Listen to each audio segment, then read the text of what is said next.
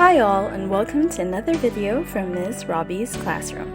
I'm your teacher advisor, Ms. Robbie, and if you're new to my channel and you like what you're seeing, don't forget to like this video, subscribe, and click that bell button to be notified of new videos. Today, we will have another video on our series of the self-learning home task for the third quarter in English 7.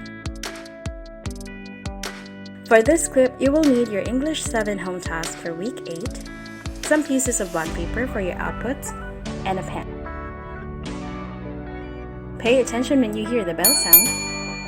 That means you may need to pause the video in order to do the task given. Then resume the video once you're done. And remember to be on time. Follow a schedule of tasks that you need to accomplish so you can submit them on time. This lesson is based on the most essential learning competencies: raise sensible, challenging, thought-provoking questions in public forums or panel discussions.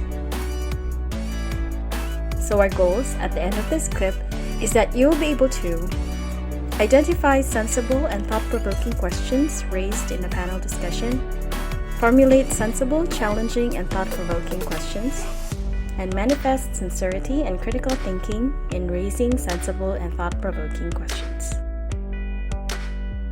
And so with that, let's talk about formulating sensible, challenging, and thought-provoking questions. Before we go on, let's play 4 picks, 1 word. What word do all the pictures below have in common? That's right, questions. We use questions all the time, but in order to come up with sensible, thought-provoking questions, that takes skill. So for this lesson, we will be looking at panel discussions to discover how sensible, challenging, and thought-provoking questions are posed. So let's find out first, what is a panel discussion? A panel discussion is a live or virtual discussion about a specific topic amongst a selected group of panelists who share differing perspectives in front of a large audience. The panel is typically facilitated by a moderator who guides the panel and audience through the event. The panel, typically 3 to 4 experts or practitioners in the field, share facts, offer opinions, and respond to audience questions either through question curated by the moderator or taken from the audience directly. We have a sample panel discussion in your home task, so go to page 2 and read the following sample panel discussion. And after that, let's answer exercises 1 and 2. Are you ready? Good morning, ladies and gentlemen, and welcome to today's panel discussion. My name is Wilson, and I'm the chairman, and it's a great honor to participate in the panel with our guests. As we all know, our technology today has advanced more rapidly. Gadgets like tablets, cell phones, and computers connect to the web, which allows us to upload and download information which can quickly move through to social networking sites to an audience of hundreds, thousands, or even millions. This new form of communication connects us to millions or even billions of people across the world. The internet is an incredible tool that allows us to connect with family and friends. We've invited you, our respected panelists, today to inform the students about what they do online and how they use social networking sites. And throughout the discussion, they will identify risks and learn how to minimize and overcome them. So according to research, 99% of teens use the internet, and 77% of teens have a profile on a social media networking site. What do you think are some unique aspects about social networking sites? For me, social networking sites are websites that allow us individuals to build a public profile where you can share information about your personal interests, photographs, and blog entries. It's also a great way to connect with friends. So we all know that Facebook is the most widely used social networking site today. Can you cite some of its advantages? The website allows us to share with others, ask public opinion, and even ask questions. We can also share pictures, videos, and what you have been up to with your friends. It also provides a simple, small chatting application that we can use to chat with friends who are on Facebook. We can also find old friends and colleagues whom we've lost contact with for years. Also through Facebook ads and fans page, we can advertise business. Prior to sharing information on the site, are the various information you post online confidential? Actually, when you post information online, it can be viewed by everyone. But there is an option which you can select to make your profile private, which allows only those who you select as friends to view it. Since we've discussed a lot of unique ways using the said social media networking site, what are some of the risks we should be aware of? When you are chatting online, you are never exactly sure who is on the other side of the computer. Also, sometimes people say mean things or post inappropriate photos, send harassing messages or inappropriate content, and you can't always be sure who they are from. Sometimes people do these because they think no one will discover who sent the messages.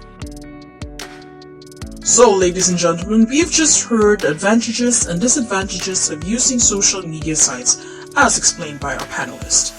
Before we end, let me extend our heartfelt gratitude to our panelists for joining us today, for sharing your knowledge to our audience. So you just heard an example of a panel discussion. Now let's apply what you just learned. Go to page 3 of your home task. Pick 3 questions from the sample panel discussion and write the answers of the panelists. The first one is done for you. One of the questions were, what do you think are some unique aspects about social networking sites? And the panelists answered, social networking sites are websites that allow us individuals to build a public profile where you can share information about your personal interest, photographs, and blog entries. It's also a great way to connect with friends. Are you ready to answer the rest? Let's go!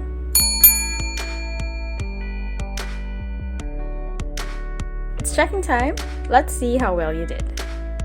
Go back to page 2 of your home task. Pick 3 questions from the sample panel discussion and write the answers of the panelists. The first one has been done for you. Here are the questions and the answers of each panelist.